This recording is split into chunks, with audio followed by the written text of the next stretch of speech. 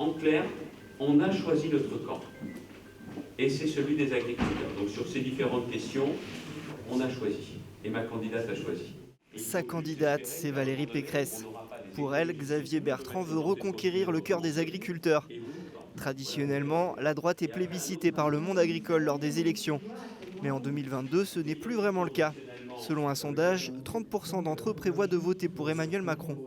Aujourd'hui, le ministre de l'Agriculture, il est plutôt intéressant. Après, le souci, c'est, comme on en a discuté plusieurs fois, c'est que c'est souvent en ce moment, on arrive en année électorale, il y a la partie écologique qui pousse derrière.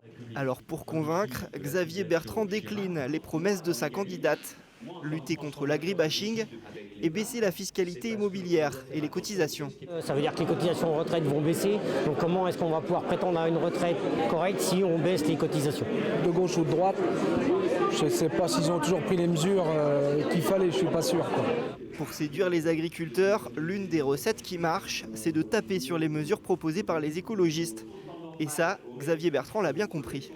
On ne peut pas, dans les années qui viennent, produire moins alors qu'il y aura besoin de nourrir plus de monde. Pour moi, les candidats n'ont pas pris l'essentiel. Pour eux, l'essentiel, c'est l'environnement. Mais l'environnement, c'est aussi l'agriculture. Qui c'est les meilleurs protecteurs de l'environnement aujourd'hui? Ce sont bien les agriculteurs. On va perdre des agriculteurs et on aura là pour le coup, on aura une perte d'autonomie. Le premier tour se tient dans moins de 10 jours.